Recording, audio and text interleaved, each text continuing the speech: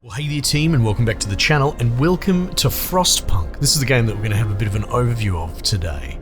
Why? Why not? It's one of my favourite games ever. I find myself gravitating back to it constantly.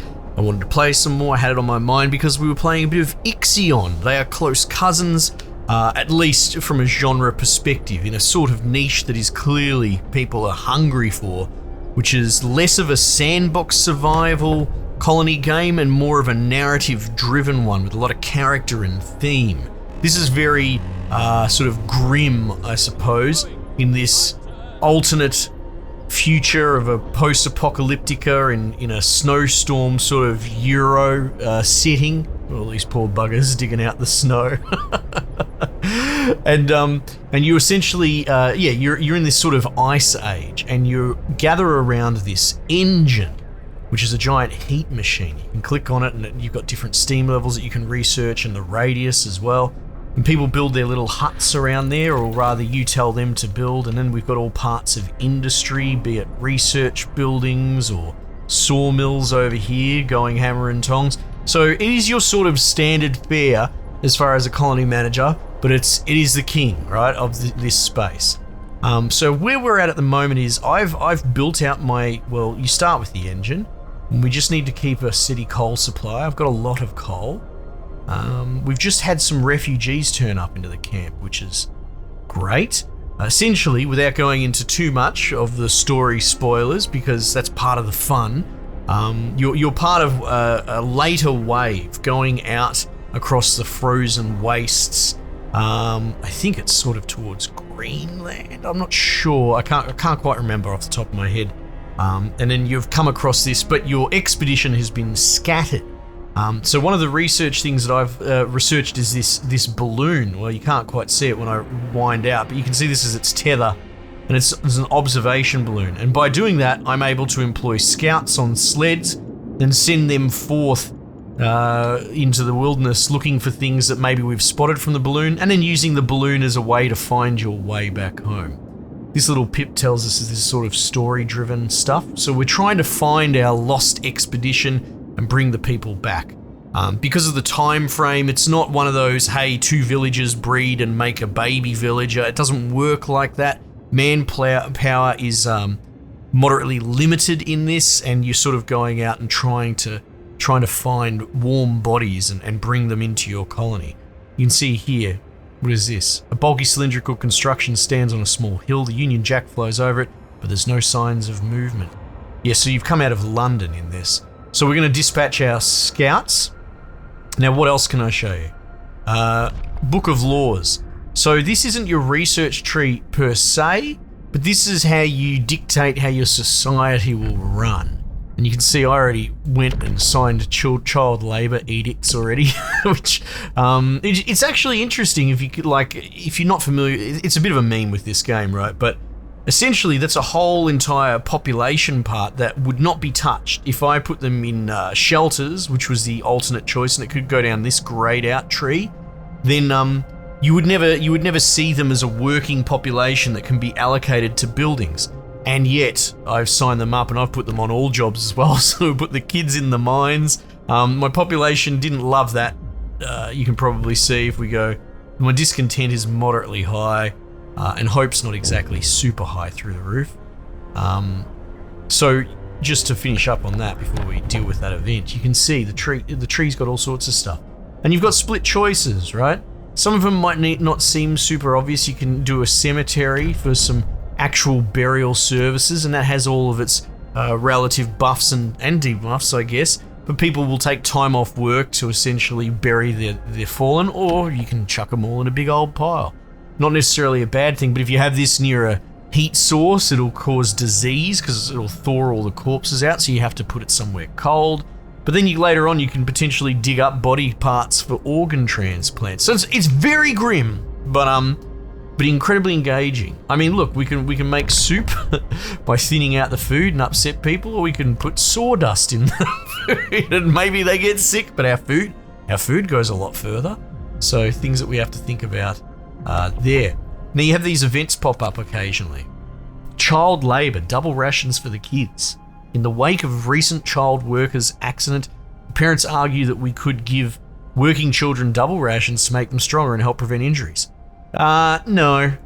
And then we've got the research tree. So you've got 3 levels of population. We've got the children, which don't necessarily exist if you aren't a heartless, horrible person like me.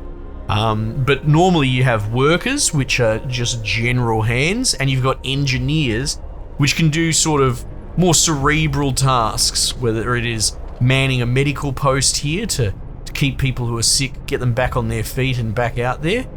We've got any patients? Yeah, we've got a few patients in here that are healing up now. Or you can put them in a workshop, which is how you do tech and research. So this is the research tree here. It's pretty standard fare. You've got 4 little subsections there, and then underneath that you've got line items as well. And it gets quite expensive as you go, but for example, I don't know, what could we do? We could probably learn drawing boards, but the coal thumper would be good because we will need a sort of ongoing, let's say, infinite source of coal, and that's what this does. You can see it pumps pressurized water into the underground coal deposits and washes them up. It's a very labor-intensive job. You need guys to man the pump, and you need guys to pick up the coal as well, gather it. However, humble beginnings. And then as far as renewable wood, I've got a sawmill dealing with this petrified wood that's lying down here, but that is also finite. That will get chipped away at eventually. And then you need to look into other technologies like wall drills that can go into the frozen ice and tap the frozen forests that are inside there. And then we've got a gathering post I've had out here just picking up the random starter stuff off the ground, and they're run out of things to gather, so I guess we'll deconstruct that. But that gives you an idea of what it's all about. If you pull this up, you can see a bit of a heat map. At the moment we're in a bit of a storm, so we're 40 below, and you can see here there's a bit of a guide. Comfortable just makes them immune to illness. That's quite difficult to manage, whereas chilly has a low risk of falling ill, and then we've got cold, very cold. So we're doing okay. I can turn these heaters on, which I've researched, to warm that workplace up a bit. And it's a bit of bad luck for the blokes down here in this ring there. It looks like that's run out of gathering as well. And, that frees up a bit of workforce down here too.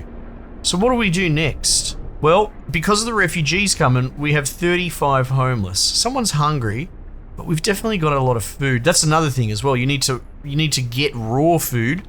And in this case, I've got a hunter's hut, and that sort of operates during the night. During the day, they just stay home, but at night they go out hunting. They bring back raw food, then goes into a sort of very rudimentary production chain of turning that into cooked foods.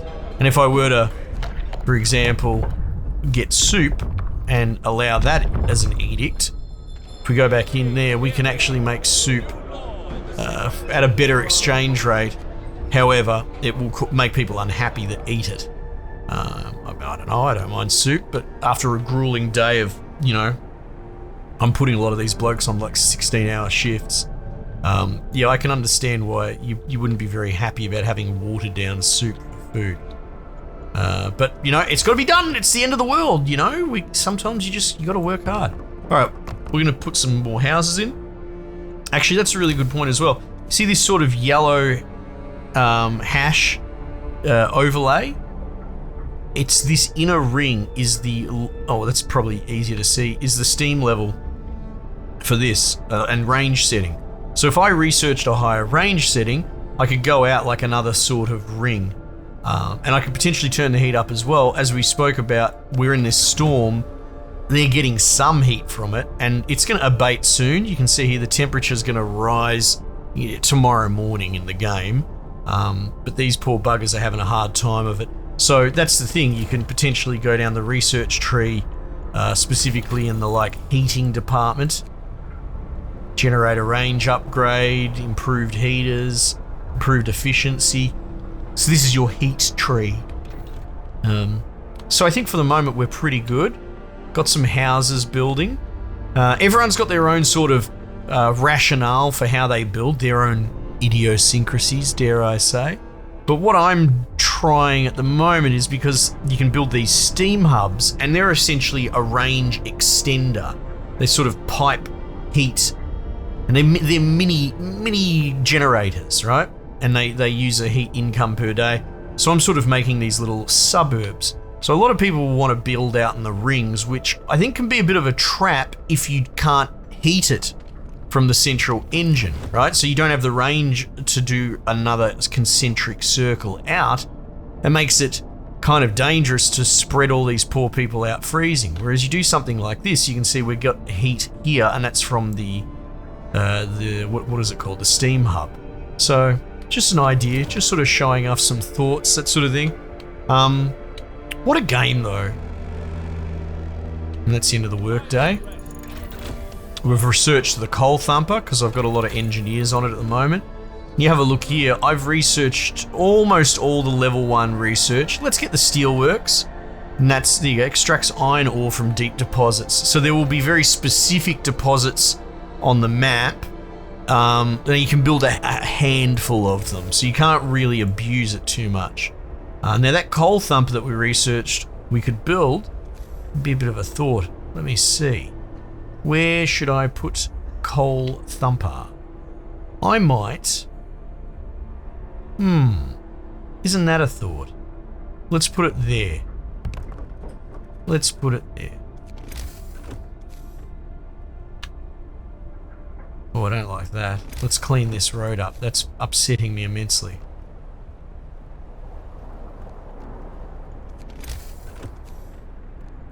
And it's good because, right, you know, everyone knows, anyone that's followed my channel knows that I love building in squares. I love modular design.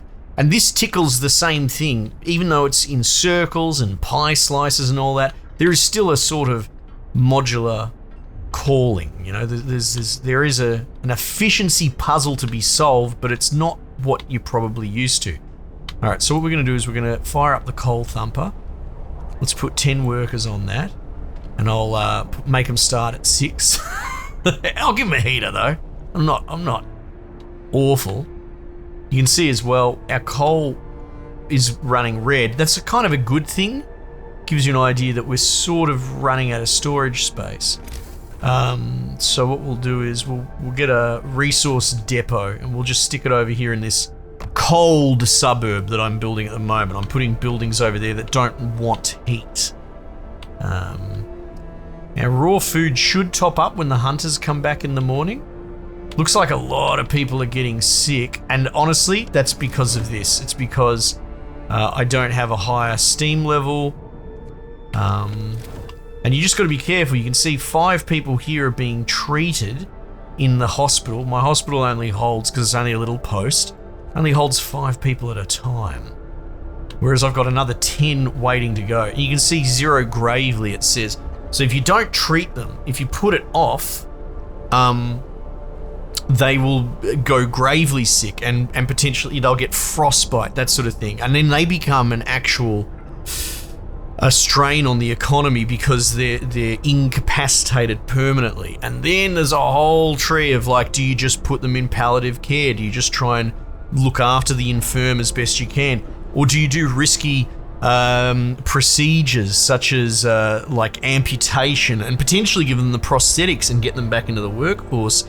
But it's a pretty low success rate, relatively speaking. You're lopping off these arms, you're potentially killing people.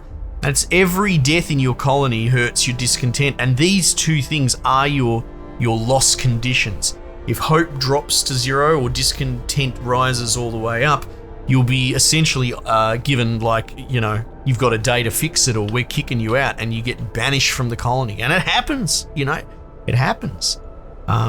Let's allocate that to the coal. You can see that's good, so we can store a bit more coal, save it for a rainy day, for a cold winter. So what are we going to do about that, Scarlet? Well, honestly, I was thinking about moving that research workshop. See, this has got like, it's sort of like 3 units long and 2 wide, but you can rotate it. You can potentially do unconventional things with it. I think what we'll do is we'll put one there, and we'll deconstruct that to make space. And we can sort of turn that maybe into like a little hospital wing. And look at this, look at the steam settle as the cold lifts back up to 30 degrees. You have a look at here, our heating profile looks much more reasonable all of a sudden. Very, very unlikely chance people will get sick. However, the sick are still sick. They need to be treated quick smart. Oh, well, I guess I have a population that I haven't actually housed. I know I just moved that for the hospital, but it might actually be wise. Oh, okay, that's going to cause trouble, isn't it?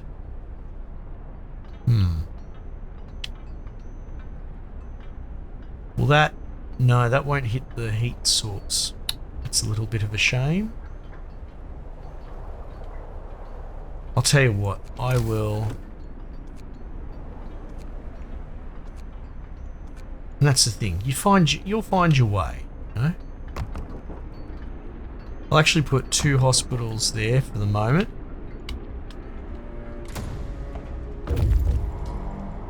That sound is my scouts turning up at their mission. And then you go in here, what's going on here? A shelter is well supplied and built to withstand even the worst weather. An advanced steam heating system protects it from the cold. Oh, okay. Steam cores are an ultra rare building material for very high-end buildings. And then you have these sort of little splashes of story and narrative development, which is really cool. And then we've unlocked a new location. We continue exploring and trying to muddle out the scenario, because that's what this is. Now, this is the main game scenario. If I were to just save that and leave, I don't know, we'll call it new save, that's fine. And we go back to the main menu. You'll see if you go select scenario, you've got a new home, the main one, which, let's be honest, is the king's share, right? These are all really cool and interesting scenarios. Some of them are DLC. I think Last Autumn and On the Edge are DLC, and I believe the other 3 are in the core game. But like the Arcs, for example, is it's more focused on an interesting philosophical question of what about things that are non-human that we want to survive. So in the Arcs, you have these sort of seed, how do you say it? Arboreums? I don't say the word very often.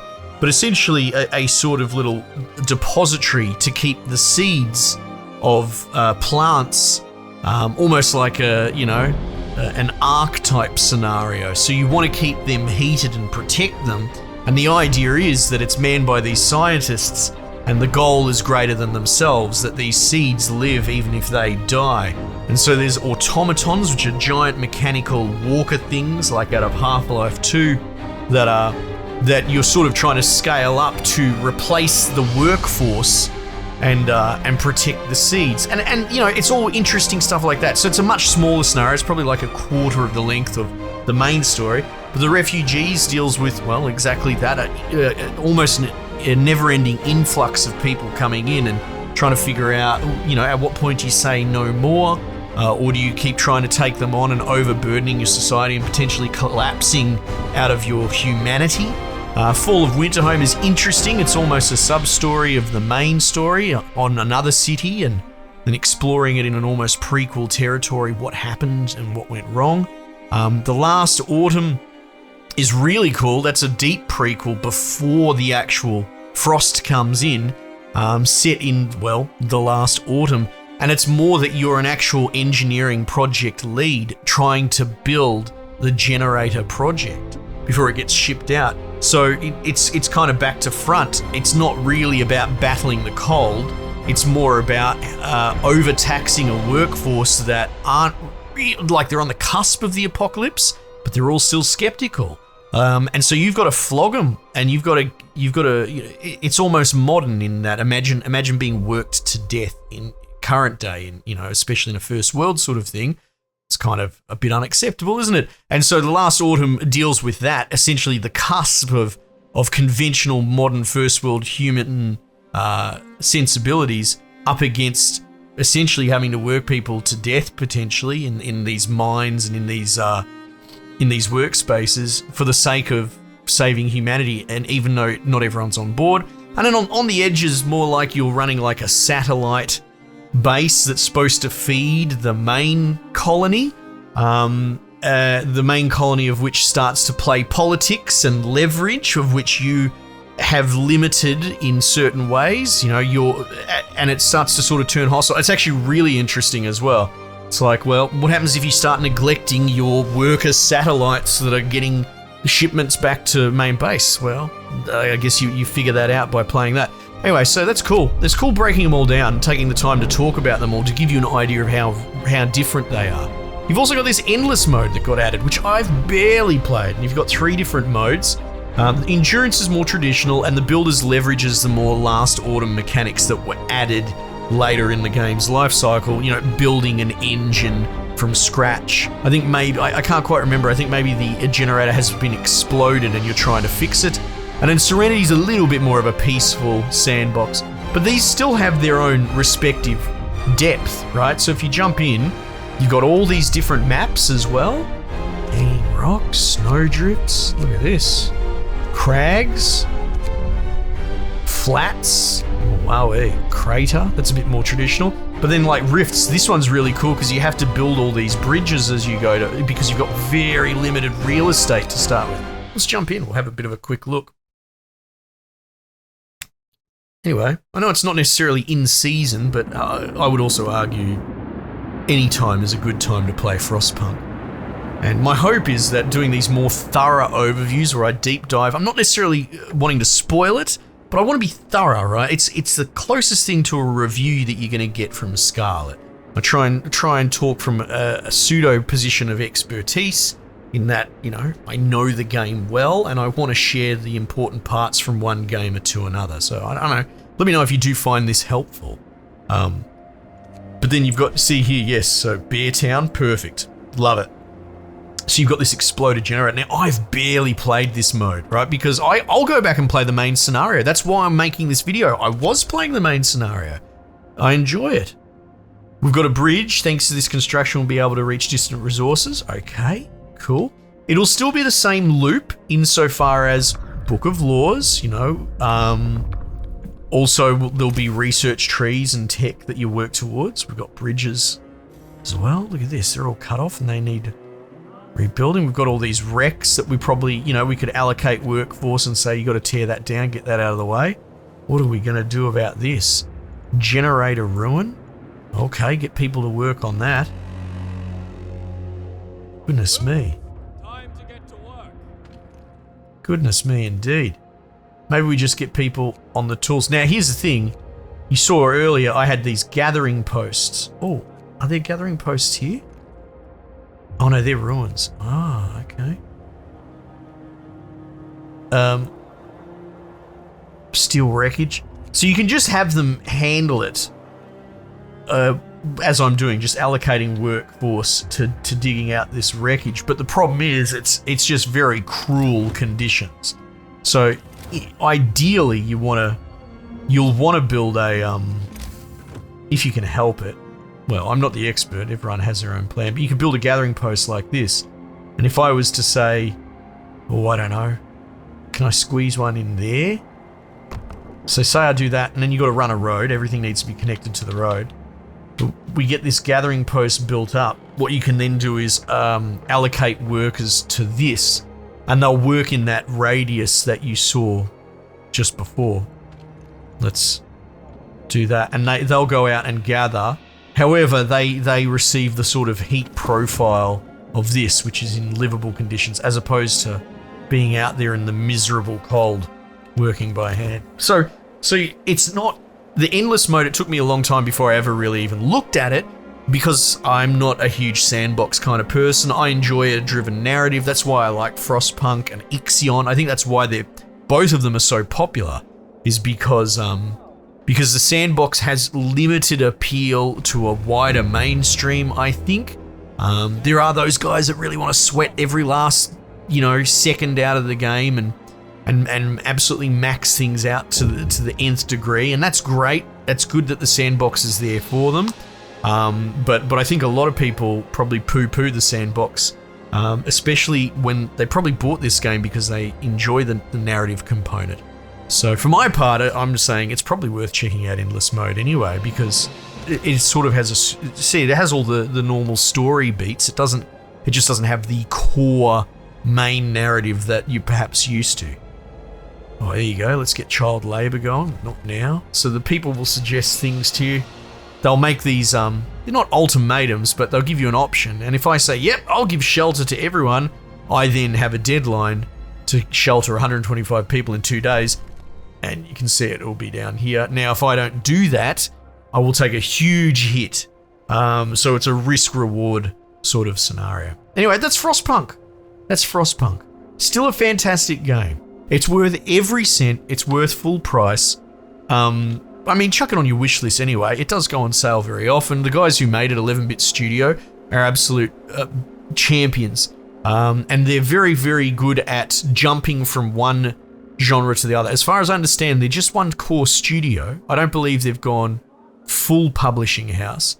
But they've done things like This War of Mine, which is a bit closer to this from the grim setting. But again, like a side-on ant farm, scavenging, depression simulator. They've got Moonlighter, which is one of my favourite sort of little dungeon crawlers by night and running a shop front, selling all your wares by day.